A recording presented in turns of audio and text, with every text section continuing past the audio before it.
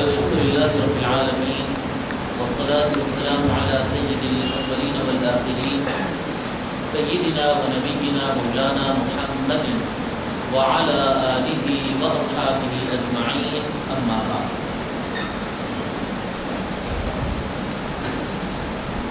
محترم حاضرین کرام، السلام علیکم ورحمۃ اللہ.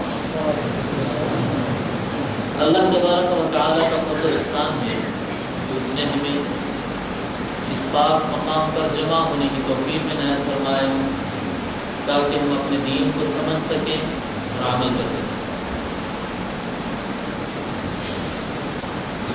انشاءاللہ تعالیٰ ہم آج سے درس حدیث شریف کا آغاز کریں گے،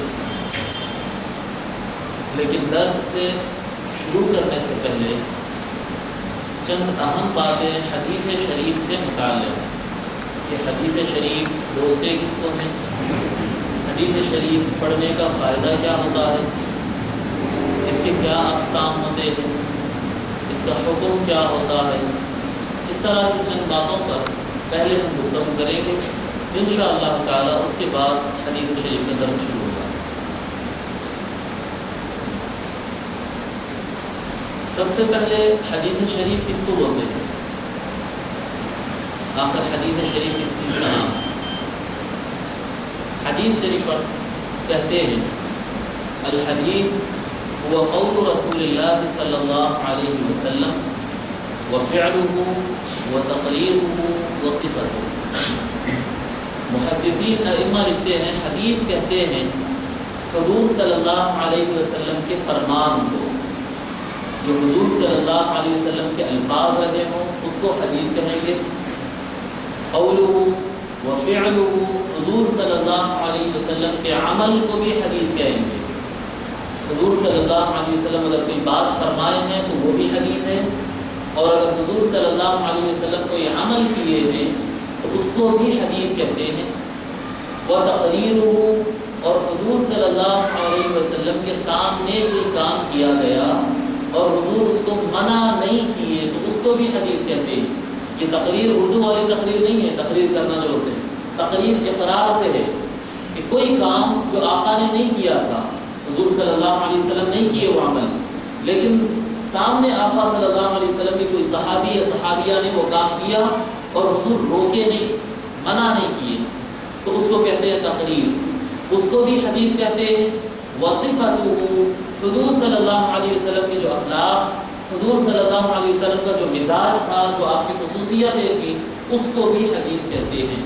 تو حدیث چار چیزوں کا نام ہوا: حضور صلی اللہ علیہ وسلم کے الفاظ مبارکہ، حضور صلی اللہ علیہ وسلم کا عمل مبارک، ان کا خود کا کام، حضور صلی اللہ علیہ وسلم کے سامنے کام کیا جانے والا جس کو حضور منع نہیں کیے ویسا کام، اور حضور صلی اللہ علیہ وسلم کے صفات مبارکہ. یہ چار چیزوں کا نام حدیث ہوا. حدیث کو حدیث کیوں کہتے ہیں؟ اس کا نام حدیث کیوں ہے؟ کچھ اور کیوں نہیں؟ بھائی کلام اگر تھا، یہ الفاظ اگر ہے تو اس کا نام لفظ رہنا تھا، الفاظ رہنا تھا، اس کا نام کلام رہنا تھا. حدیث کیوں؟ تو حدیث اس لیے کہ دیکھیے شریعت بنانے والی اصل الاصول، سب سے اہم اصل دو ہیں، ایک قرآن ایک حدیث. اسی سے شریعت بنتی ہے، اسی سے سارے مسلمانوں کا نظام زندگی بنتا ہے. ٹھیک ہے سر؟ تو یہ اصل دو ہے، ایک قرآن ہے ایک حدیث ہے. اشتباہ پیدا نہ ہو جائے، قرآن اور حدیث کو لوگ مکس اپ نہ کر دیں، مکس اپ نہ کر دیں، الٹ پلٹ نہ ہو جائے، اس کو قرآن اس کو حدیث، اس کو حدیث اس کو قرآن کا سمجھ دیں. اس لیے حضور صلی اللہ علیہ وسلم کے الفاظ میں بھی اس طرح کا لفظ ملتا ہے کہ حضور نے بھی ان الفاظ کو حدیث کہا. حدیث کا معنی ہوتا ہے عربی زبان میں نیا.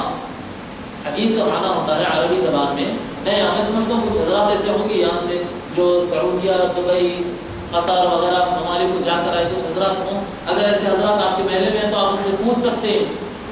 نیو کے لیے حدیث کا لفظ استعمال کرتے ہیں عرب زبان میں. عرب حدیث کا معنی ہوتا ہے نیا، کیونکہ اللہ تبارک و تعالیٰ کا کلام قدیم ہے، قدیم ہے، ہمیشہ سے. اللہ تبارک و تعالیٰ ہمیشہ سے ہے، تو اللہ کا کلام یعنی قرآن مجید بھی ہمیشہ سے ہے. تو یہ نہ سمجھے کہ قرآن کریم بعد میں کہیں گئی.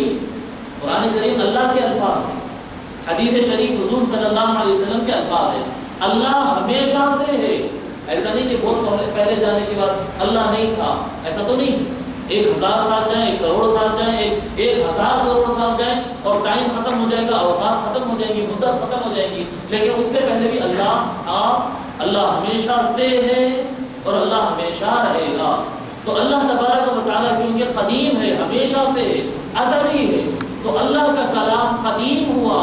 اور کیونکہ حضور صلی اللہ علیہ وسلم کو اللہ نے پیدا کیا اور حضور نے بعد میں فرمایا تو ان کا کلام نیا ہوا.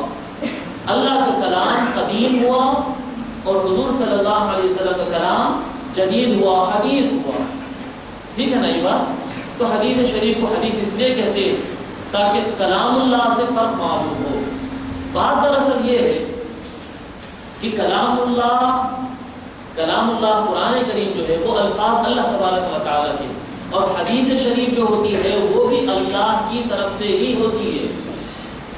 اللہ تبارک و تعالیٰ کی وحی آپ حضرات سبھی جانتے ہیں وحی کس کو کہتے ہیں.